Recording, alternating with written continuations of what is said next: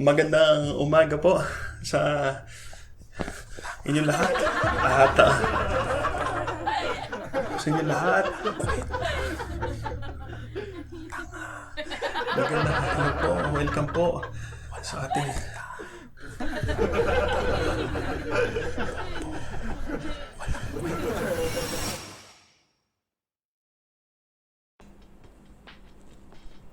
Sa isang survey dati, tinanong ang 3,000 tao kung ano yung pinakakinakatakutan nila. Ang 5th place, kamatayan. At ang 1st place, public speaking. So, ibig sabihin nun, mas maraming tao mas pipiliin na lang mamatay kaysa magsalita sa harap ng maraming tao. Matinding pressure kasi talaga kasi ang daming taong nanonood sa'yo eh. Tapos kung nagkamali ka pa, posible pa na pagtawanan ka nila. Sa lahat na naging trabaho ko, kinailangan ko talaga humarap sa maraming tao. And honestly, it took me years para maging komportable gawin yon. Sa experience ko, siguro ang pinakamarami ko na is around 300 people.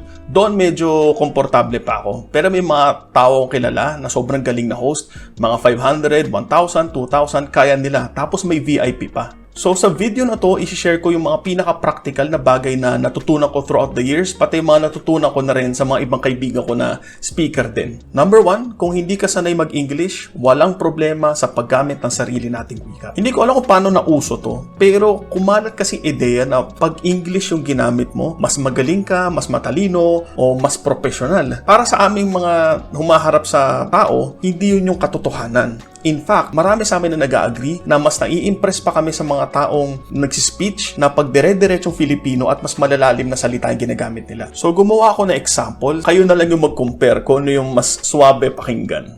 We invite everyone to please rise and ready ourselves for the singing of the Philippine National Anthem. Inaanyayahan po natin ang lahat na tumayo at ihanda ating mga sarili sa pagkanta ng pambansang awit ng Pilipinas.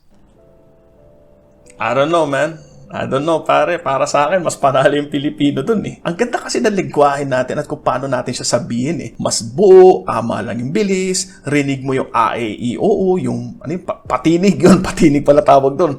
So, okay talaga pag Pilipino kung doon ka talaga sanay. Ang isa pang advantage ng paggamit ng Pilipino ay yung mga sagot mo, hindi mo na sila kailangan i-translate. Kasi sanay na sanay ka na eh. Minsan, doon pa tayo nagkakamali kung tinatranslate pa natin yung mga sagot natin. Paano pag mali yung paggamit, mali yung pagsabi? So, doon tayo sumasablay. So, ang ginagawa natin is binabawasan natin yung oportunidad na magkamali tayo. Pero kung kailangan mo talaga mag-English sa sagot mo, ito na yung tip number 2. Huwag kang mag-memorize ng script, pero intindihin mo yung mensahe. Nangyari na ba sa inyo yung gusto nyong kausapin yung kaibigan nyo? May iniisip ka na nasasabihin mo, the moment na kinausap mo siya, iba yung mga lumabas na salita, pero parehong punto yung gusto mong iparating at nagets naman yung sinasabi mo.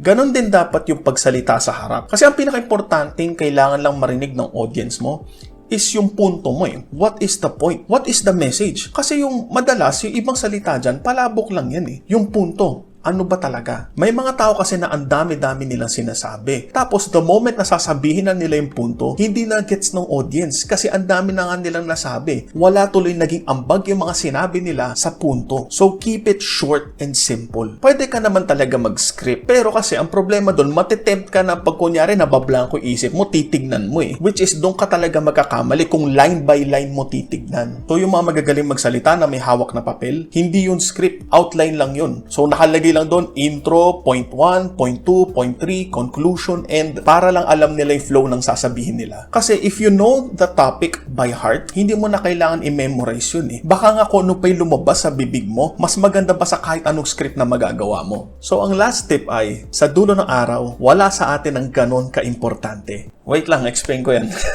Last year, nag-host kasi ako ng isang event na nandun lahat ng pinakamatataas na tao sa kumpanya namin. Hindi lang yun. Nag-imbita pa yung kumpanya namin ng 4 na iba't ibang kumpanya at ang mga dumalo doon ay yung mga presidente at vice president nila. Lahat puro VIP talaga sa event na yun. E di nagsimula na. Sinabi ko yung intro ko tapos doon pa ako sumoblay kung kailan ko sila pinapakilala isa-isa. So ganito yung nangyari. Next, from Company B, we have Mr.